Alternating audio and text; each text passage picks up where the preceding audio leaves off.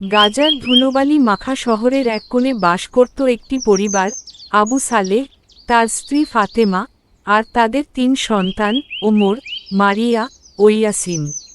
তারা ছিল আল্লাহ ভীরু, নামাজ রোজা ঠিকঠাক পালন করত, আর সবসময় একসাথে বসে খেত।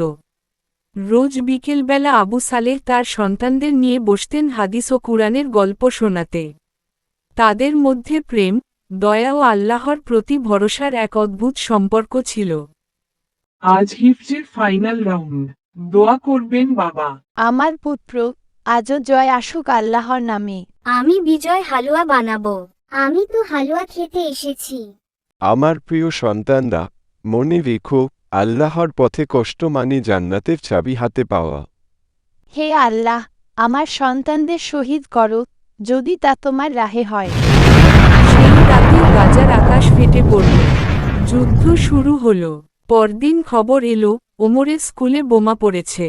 ওমর, সবার লাশ পাওয়া গেল, তার মধ্যেই ওমরের রক্তাক্ত দেহ। আমার সন্তান শহীদ হয়ে গেছে সে, আমার ওমর, আমার মুজাহিদ পুত্র। তিনি যাকে ভালোবাসেন তাকেই আগে নিয়ে যান। আমাদের ওমর শহীদ হয়েছে। ওমরের মৃত্যু মারিয়া ও ইয়াসিনকে ভীষণ নাড়া দিয়ে যায়। কিন্তু মারিয়া এবার নিজের ঈমানকে শক্ত করল। আমি ভাইয়ার মতো শহীদ হতে চাই, আম্মু। আমি ভাইয়ার মতো সাহসী হব, আমিও কুরআন মুখস্থ করব। ভাইয়া এখন জান্নাতে না? কিন্তু এক সপ্তাহ যায় না, তখনও গাজায় থেমে নেই বোমা। একদিন পরিবারের সবাই মসজিদের পাশে আশ্রয় নিয়েছিল।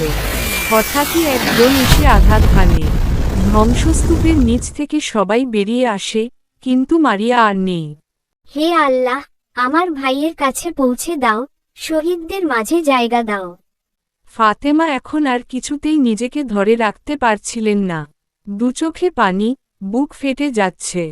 তুমিও চলে গেলে, মা। আল্লাহ আর কত নিবেন? আম্মু, আপু কই? তারা জান্নাতে খেলে, বাবা। তাদের রাত কাটত কুরআনের আয়াত পড়ে মন শান্ত করার চেষ্টায়। ইয়াসিন সবার প্রিয় ছিল। সে বোনের কথা মনে করে মায়ের পাশে বসে বলত, মা, মারিয়া আপু এখন জান্নাতে না?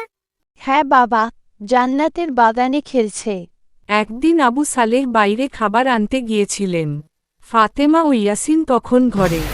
ঠিক তখনই একটা জেট এসে বাড়িতে আঘাত হানে।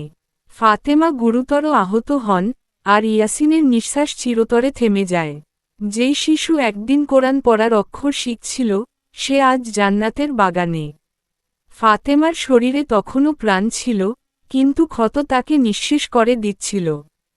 3টে সন্তান, জান্নাতকে দিলাম, এবার আমাকেও নাও হে রব। আল্লাহ, আমাদের কষ্ট কবুল করো। এই বলে ফাতেমাও মারা গেল। আবু সালেহ ছুটে আসেন। হে আল্লাহ, আমি আর কিছু চাই না, শুধু ধৈর্য দাও। এখন আবু সালেহ একা। বাড়িটা ধ্বংসস্তূপ, পরিবার নেই, চারপাশে কেবল ধ্বংস আর ধোঁয়া। কিন্তু তার হৃদয় জ্বলছে ঈমানের আগুনে। সে একাকী দাঁড়িয়ে আজান দেয়, চারপাশে ধ্বনি ছড়িয়ে পড়ে, আল্লাহু আকবার, আল্লাহু আকবার। সে জানে, সে একা নয়, তার সাথে আছেন আল্লাহ। হে রব, তুমি আমাকে ধৈর্য দাও, আমার পরিবারকে জান্নাতে জায়গা দাও। আমি জানি, জয় হবে ঈমানদারদের।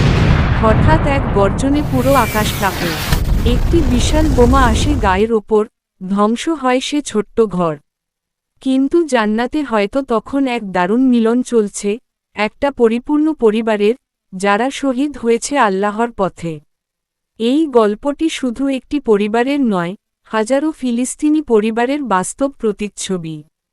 তাদের কষ্ট, তাদের ঈমান, তাদের ত্যাগ আমাদের শিক্ষা দেয়, কিভাবে ধৈর্য ও ঈমানের সাথে জীবনকে ধারণ করতে হয়।